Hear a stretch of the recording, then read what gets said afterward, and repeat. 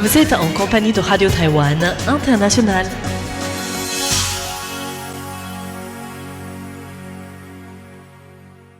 Bonjour à tous, vous êtes bien à l'écoute de Radio Taïwan International. Merci d'écouter notre programme de ce samedi 22 mars.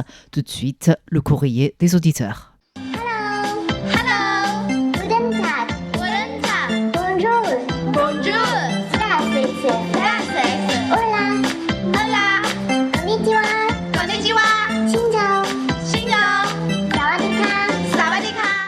Bonjour à tous et bienvenue à l'écoute de RTI. Le courrier des auditeurs de cette semaine vous est présenté par Meguang et Sasa.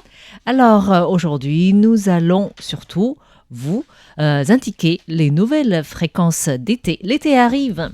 Enfin, yeah. En fait, je ne sais pas ce qui se passe chez vous, mais à Taïwan, il a fait froid cette semaine plutôt. Je crois qu'à la montagne de Huanshan, il y a même plus de 10 cm de neige d'accumuler, ce qui est exceptionnel pour mi-mars. Oui, l'hiver a été long, mais maintenant on voit quand même le printemps qui arrive vraiment. Il est temps, en fait. Il est temps que le printemps arrive, parce que par rapport aux années précédentes, l'hiver a été plutôt froid cette année, en fait. Ce qui est bien, en fait, aussi. Mais bon, en même temps, c'est normal, puisque le printemps, normalement, c'est maintenant, quoi. Oui. Donc, c'est la course normale des saisons. Souhaitons que ça va vraiment arriver, en fait, oui. Le printemps. Voilà. Alors, tout d'abord, pour les fréquences d'été. Donc, vous le savez peut-être que cela ne change pas pour l'Europe. C'est toujours 6005 kHz. Pour nos auditeurs européens, vous pouvez nous écouter de 19h à 19h30 temps universel et c'est diffusé depuis Korsting Brod en Bulgarie avec 250 kW de puissance et 276 degrés l'angle en fait. Voilà, ça c'est pour notre fréquence qui ne change pas pour l'arrivée de l'été, mais cela va changer pour notre auditeur en Afrique. Oui, tout à fait. Pour l'Afrique de l'Ouest, la nouvelle fréquence sera 13 835 kHz, diffusée de 19h à 20h en temps universel. Et c'est diffusé depuis Issoudun, en Centre-Val de Loire. Oui. Et ce sera tous les dimanches. Voilà, donc l'occasion d'écouter le courrier des auditeurs proposé chaque semaine par le service français de RTI. Alors, c'est donc par rapport à la nouvelle fréquence qui va arriver à partir du dernier dimanche du mois de mars. Donc, cette année, ce sera le 30 mars. Voilà. Maintenant, nous pouvons commencer à répondre aux questions des auditeurs. Alors, on en a beaucoup. Alors, je propose peut-être qu'on rappelle les concours avant. Oui. De répondre parce que parfois on a vraiment beaucoup de réponses et après on n'a plus le temps pour les concours. D'accord. Alors on peut rappeler pour le mois de mars, il vous reste 2 semaines, une semaine. Oh, ne pas passer trop vite, il vous reste 1 semaine pour répondre à cette question.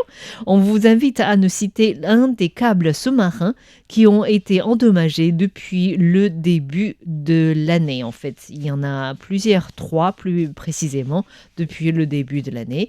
Et on vous invite à nous dire, à citer, il suffit de citer un des câbles sous-marins, ça ira en fait. Et le cadeau est surprise.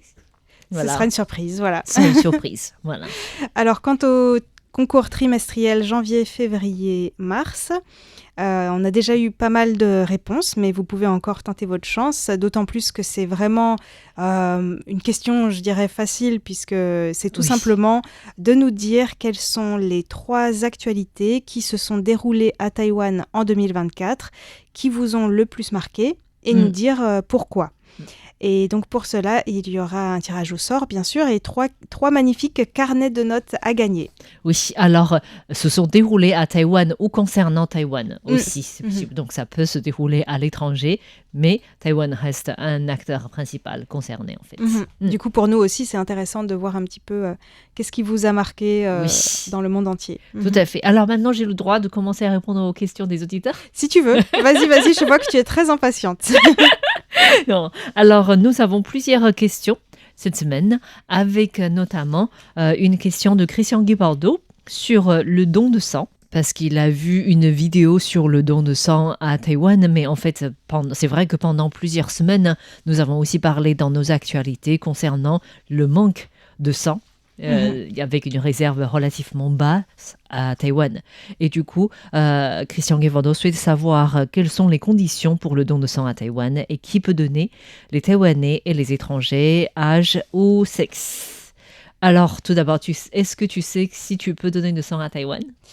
T'as déjà essayé ? J'ai jamais essayé à Taïwan, mais je l'ai donné dans d'autres pays asiatiques, donc je vois pas pourquoi je pourrais pas donner mon sang. Mais... je peux te dire que tu peux pas donner du sang. Ah bon ? Tout comme moi, en fait. Ah bon ? Ah non, c'est à cause... je sais pas, à l'époque, il y avait une question de poids, pour les gens qui n'ont pas assez de poids, mais...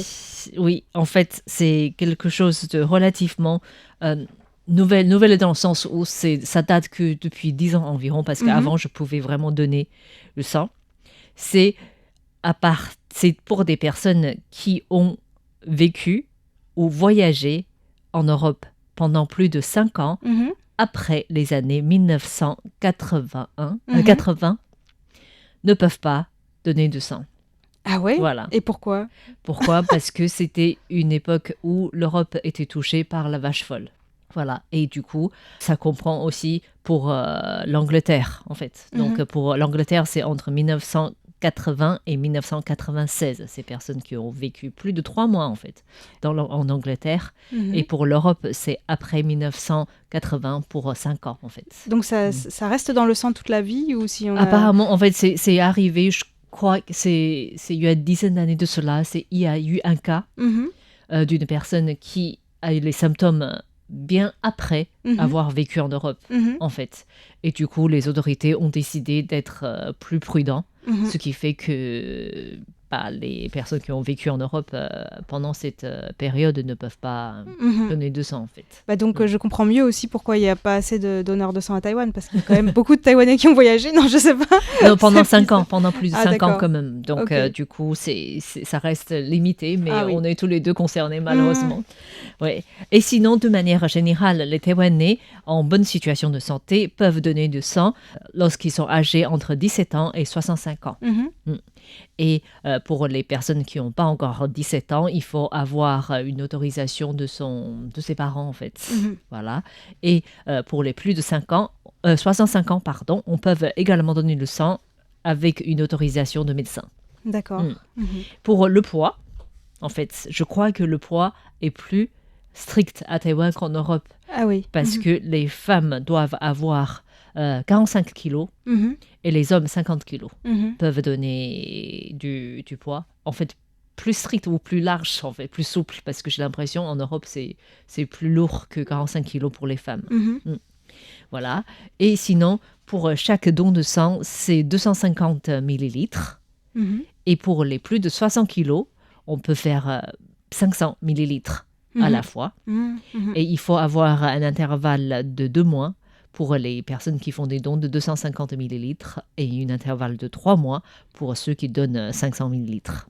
Mais au total, les hommes doivent se limiter à moins de 1500 et les femmes 1000 millilitres par an. Donc ça, c'est les conditions générales pour faire du don de sang à Taïwan. Et c'est vrai que pendant la période du Nouvel An, il y avait un manque de sang déjà parce que les personnes n'osaient pas trop aller dans les établissements médicaux en raison de différentes épidémies, des grippes et toutes sortes de virus qui se propageaient pendant une certaine période à Taïwan. Mais j'ai l'impression que les dons du sang à Taïwan, il y a aussi beaucoup de camions à l'extérieur, donc tu n'es pas obligé d'aller à l'hôpital. Non, mais il y avait aussi cela coïncidé avec la période du Nouvel An chinois où tout le monde est assez occupé et se déplaçait dans d'autres régions, ce qui fait que les gens n'étaient pas vraiment préoccupés par cela. Et aussi, il y a peut-être eu des besoins plus importants dans les établissements médicaux. En fait. Voilà, c'est ça, les raisons, les conditions liées au don de sang à Taïwan. Ok, merci beaucoup à Christian Guevara d'avoir posé cette question. Merci pour vos rapports d'écoute. Alors, de mon côté, je vais répondre à une question de Philippe Marsan, mais tout d'abord, je voulais le remercier puisqu'il nous a envoyé un courrier par la poste et avec une superbe carte postale de Biganos. Ça nous donne envie d'y aller, franchement. Le ciel bleu, la verdure. Et l'eau aussi. Et donc, il nous a également très gentiment envoyé un exemplaire du magazine Radiophile, le magazine de la revue de l'Association française des amateurs de TSF et reproduction du son. C'est impressionnant, franchement, à l'intérieur. Oui. Ouhou. C'est vraiment un monde langue étrangère, je dirais. Oui, c'est plus difficile à comprendre que du chinois, non? Je sais pas. Même avec des schémas et des photos, je trouve que c'est tellement... Je crois que c'est nous, en fait. Nous ne sommes pas très doués dans les techniques de communication. Bon, on peut pas tout faire, on peut pas être de tous les côtés de la radio. Voilà. Il y a ceux qui produisent du son, puis il y a ceux qui le reçoivent. Mais chacun a vraiment des spécifications techniques assez particulières. Mais c'est beau de voir tous ces appareils, en fait. Ouais, et les puis récepteurs aussi. Encore toutes ces connaissances qui sont transmises, c'est intéressant. Ouais. Oui.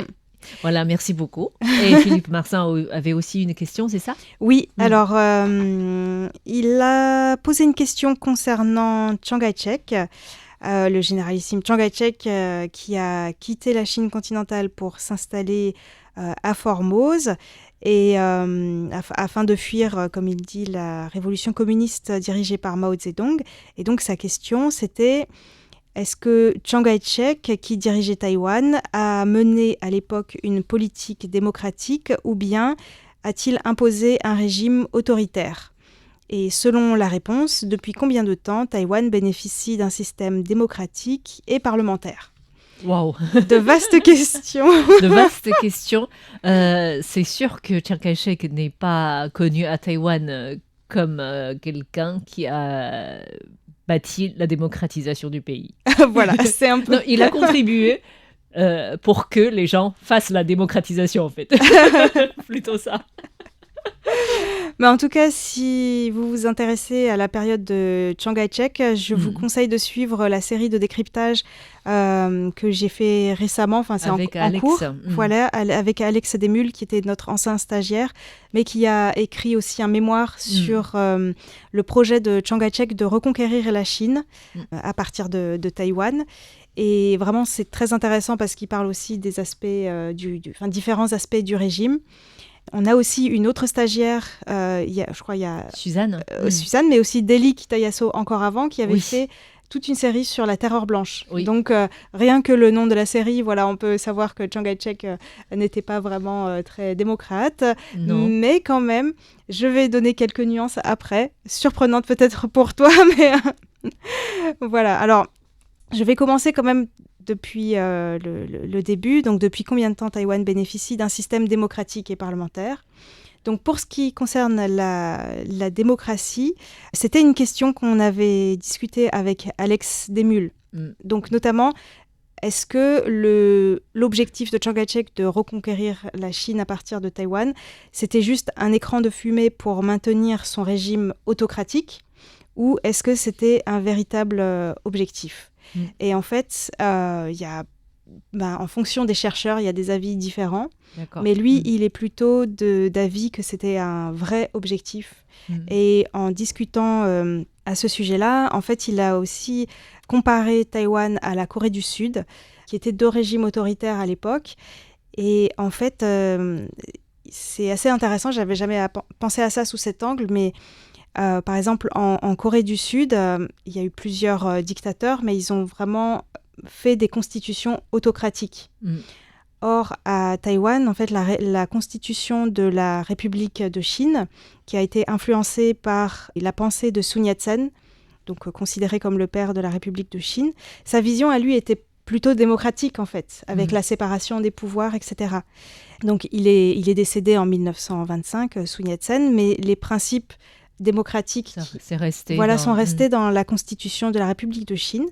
Et Chiang Kai-shek, bien que dès 1949, son arrivée à Taïwan, il a déclaré la loi martiale, il a mis en place aussi des dispositions temporaires contre la rébellion communiste, donc qui ont bien sûr limité les libertés publiques et renforcé les pouvoirs du président, mais il n'a pas cherché à changer la constitution pour en faire une constitution dictatoriale. Donc en fait, virtuellement, si la loi martiale et les dispositions temporaires étaient levées, eh ben, en fait, Taïwan redevient une démocratie. En fait. D'accord. Ça, c'est vraiment un truc qui était assez différent de la Corée du Sud, par exemple. Et effectivement, en 1987, la loi martiale a été levée. C'était pas par Chiang Kai-shek, il était déjà parti. Par son fils. Par son fils. Mais ça n'a pas suffi vraiment pour démocratiser Taïwan. Il a encore fallu lever les dispositions anti-rébellion communistes qui étaient très restrictives aussi. Et ça a eu lieu en 91. Ça, c'était par Lee Teng-hui, pardon. Donc voilà, c'est pas Chiang Kai-shek lui-même qui est allé vers la démocratie. En revanche, il y a eu donc son fils Jiang Jingguo et ensuite le président Lee Teng-hui. C'est pas non plus, voilà, ils se sont pas levés non plus, je pense, un matin en se disant tiens, on va démocratiser Taïwan. Il y a aussi eu beaucoup de mouvements de la population, de manifestations. Le soutien de l'étranger aussi. Voilà, il y a eu beaucoup de facteurs. Donc, je peux pas entrer dans tous les détails. Mais en tout cas, voilà, c'est quand même intéressant de voir que finalement, Chiang Kai-shek, à la limite, peut-être il aurait pu changer la constitution, mais comme dit, la constitution, c'est aussi pour lui un espèce de cordon ombilical qui le liait à la Chine. Donc, il n'avait pas intérêt à changer la constitution. Parce que la constitution de la République de Chine comprend officiellement le territoire de la Chine continentale et Taïwan, en fait. Voilà, donc en fait ça c'est un autre point dont je vais parler. Du coup, c'était en 1996 que Taïwan a fait son premier suffrage direct pour élire le président de la République en fait. Oui, tout à fait. Ça a mis quand même plusieurs années pour que la culture démocratique s'installe et voilà. Pour se mettre progressivement en place en fait aussi. Mais finalement c'est une démocratie assez jeune et dynamique. Ouais. Alors, en ce qui concerne l'autre partie de la question sur le Parlement, c'est très compliqué. Oui. On a dû faire des recherches. Oui, parce que ça concernait les Chinois, les Taïwanais, démocratisation, moitié démocratisée. Puis aussi, en fait, la manière dont les pouvoirs sont divisés dans la Constitution de la République de Chine, c'est pas la même chose qu'en France, par exemple.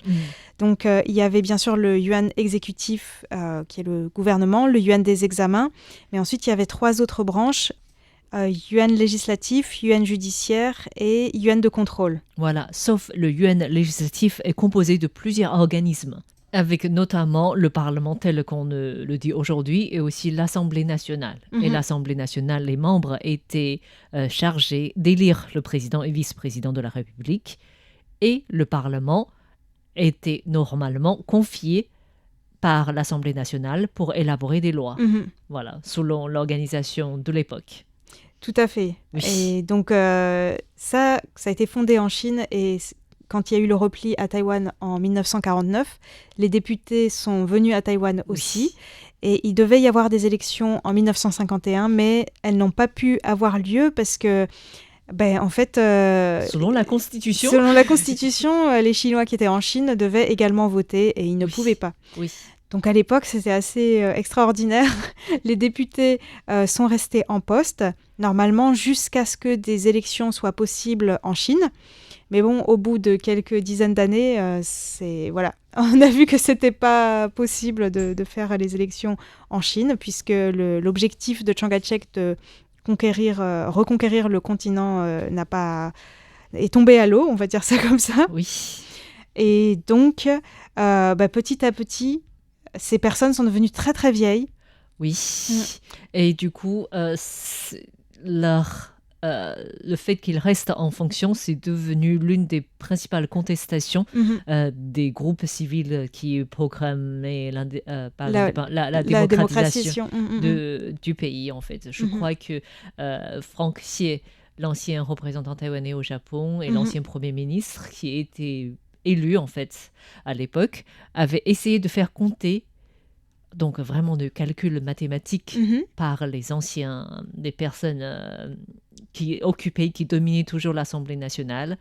Et il a carrément dit, je crois que c'est un exemple que j'ai donné, il a carrément dit que ces personnes sont capables de faire l'addition, 3 plus 7 égale 10, mais lorsqu'on leur demande d'additionner 31 plus 47, Mhm. Ils sont incapables. Ah, Du coup, c'était tellement critiqué que c'est devenu une manière pour démontrer que ces personnes étaient, en fait, parce qu'ils étaient ils étaient tellement, séniles. Mhm. oui, et ils n'étaient pas vraiment en mesure Oui. de Délire- voter, en fait. de voter des lois. Oui. Ouais.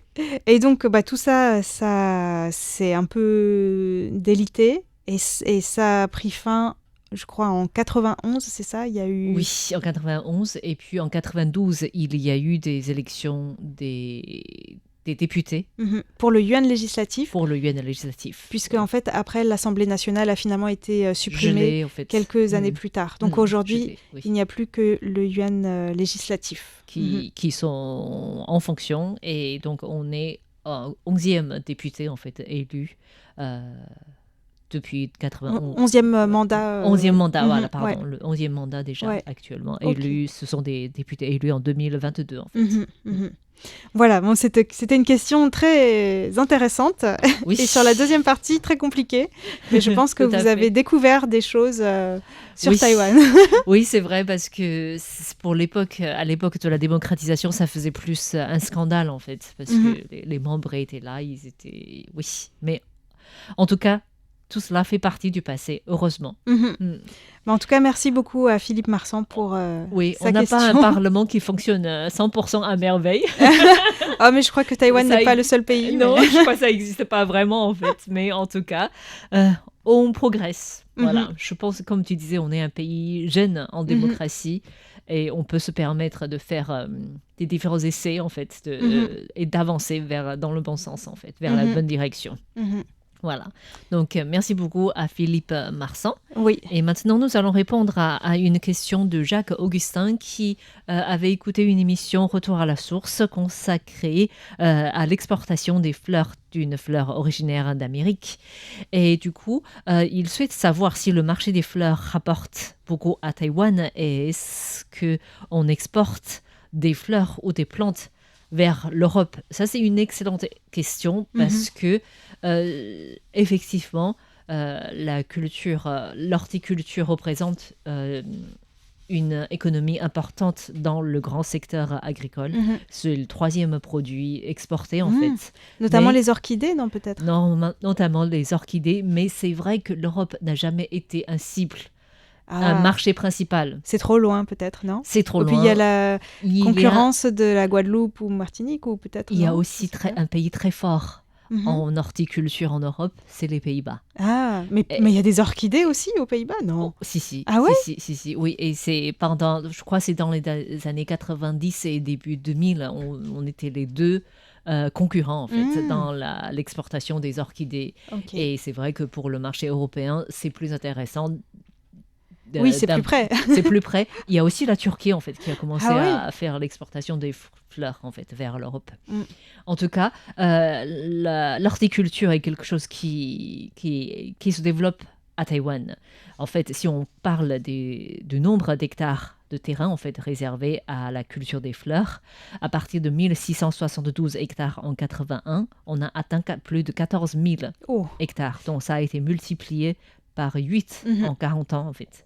Et en même temps, la valeur qui était moins de 3 milliards de dollars taïwanais à l'époque a dépassé les 1,90 milliards en 2022. Mm. Donc 6 fois en fait. Mhm. Et ça représente environ 3% de la valeur totale de l'agriculture. Mm. Et Taïwan exporte généralement vers le Japon, les États-Unis et aussi d'autres pays. C'est les deux principaux marchés pour Taïwan. Et comme tu disais, c'est essentiellement les orchidées qui sont les plus appréciés. les plus appréciés en fait. À Taïwan, en termes de culture en général, c'est les orchidées suivies des chrysanthèmes, Mhm. les lys, les roses et aussi une fleur qui porte le nom de chrysanthème africain, mais je crois que ça s'appelle gerbera en fait en français. Et ce sont les principales fleurs cultivées à Taïwan, mais en termes de l'exportation, on exporte plus de 19 000 tonnes de fleurs en 2022, notamment des fleurs coupées, aussi des fleurs en pot. Et la valeur des exportations s'élevait à environ 200 millions de dollars américains. essentiellement de orchidées papillons, en fait, dont la valeur d'exportation dépassait les 166 millions de dollars américains, suivi de l'orchidée Leucidium. Je crois, c'est une petite fleur jaune en fait, c'est très très beau. Et les deux représentent 72% des exportations. Et cela vient ensuite, la fleur dont j'ai parlé récemment dans l'émission, ça s'appelle langue de feu en français, c'est la feuille tout rouge là en fait. Et il y a aussi une fleur qui s'appelle Vanda. Et en termes d'exportation, il y a quelque chose qui m'a vraiment surpris, c'est quelque chose qu'on consomme. C'est Sansu. C'est une fougère. Ah oui, bah c'est très bon ça. C'est très bon. Et du coup, je me demande si on l'exporte pour la gastronomie. La décoration. En fait, c'est une sorte de fougère, je ne sais pas comment décrire, mais pour nous, je pense qu'en français, on dirait même presque que c'est une plante grasse. Oui. Parce que les fougères, normalement, c'est assez fin quand même. Oui. Mais là, c'est presque... épaisse. C'est très épais. Oui. Et en fait, il y a beaucoup de gens qui ne le savent pas. Mais les petites feuilles qui poussent au centre, qui sont nouvelles, avec le bout recourbé... Oui. Comme enroulé, oui, enroulé. Comme les nouvelles feuilles de fougère qui poussent. On peut les manger en salade, c'est trop bon. Ou même on mange en fait. Même sauter aussi. Sauter, oui. Donc c'est une plante dont les feuilles peuvent atteindre 30 cm, je dirais en fait, mais enroulées au bout en fait. Et ça pousse aussi sur les arbres, parfois, en hauteur. C'est très joli. Donc, on les voit dans la nature, dans les plats à Taïwan, mais je ne savais pas non plus qu'on pouvait les exporter. Je ne savais pas du tout que c'était exporté aussi. C'est assez intéressant, je trouve, comme plante, parce que c'est ouvert comme ça, comme une fougère, mais c'est intéressant parce qu'il y a tout le... Quand ça pousse sous les arbres, par exemple, il y a toutes les feuilles, etc., qui tombent dedans. Et finalement, ils font le compost à l'intérieur, en fait. C'est super. C'est un organisme dynamique, on pourrait dire. Alors, tout cela pour dire, vers l'Europe, la valeur des exportations s'élève à environ 19 millions de dollars américains, donc sur les 200 millions. Et essentiellement, c'est aussi des orchidées papillons et des langues de feu qui sont exportées. Bon, on a appris encore plein de choses. Voilà, c'est l'exportation des fleurs concernant Taïwan, en fait. Merci beaucoup à Jacques Augustin d'avoir posé cette question. Merci beaucoup. Et donc, on va terminer avec Nakmushi Nouari qui nous a écrit depuis l'Algérie. Je voulais juste signaler qu'il nous a demandé s'il y avait beaucoup de Taïwanais qui étaient propriétaires de leur logement. Et en fait, j'ai déjà répondu à cette question dans le courrier du 30 novembre, donc il peut retrouver sur Internet. Et il nous a aussi envoyé un mot très gentil qui parle du bonheur. Et j'ai trouvé ça intéressant parce que justement, cette semaine, il y a une étude de l'université Oxford qui est tombée, le rapport mondial sur le bonheur. Et attention, Taïwan est classé 27e pays au monde et premier en Asie. Donc, bien sûr, c'est subjectif quand même, mais selon des critères comme le PIB par habitant, l'espérance de vie en bonne santé, le sentiment de liberté, la perception de la corruption, etc. Taïwan, d'après ce classement, c'est le pays où on serait le plus heureux en Asie. Et donc, pour terminer, je voulais quand même lire le mot de Nakmushi Nouari sur le bonheur, qui disait « Le bonheur est un droit universel, accessible à chacun, dès lors qu'on choisit de le cultiver au quotidien avec bienveillance et simplicité. Le bonheur est également une forme d'amour. Il se nourrit de compassion, de respect et d'empathie. Il grandit dans la capacité à comprendre l'autre, à lui tendre la main. Le bonheur est loin de l'égoïsme qui souvent défigure nos désirs. Ainsi, lorsqu'on aime, naît un bonheur qui dépasse le simple plaisir personnel. Le bonheur, finalement, est un voyage, une invitation à se nourrir de l'amour que l'on donne et reçoit à chaque rencontre. Il est un choix quotidien, une danse harmonieuse qui touche au corps même du bonheur. » Oh, c'est beau ça. Ça fait plaisir en ces temps un petit peu difficiles. Oui, c'est vrai. Et c'est sur ces belles paroles qu'on conclut notre courrier des auditeurs de cette semaine, présenté par Meg et Sasa. Merci de votre écoute.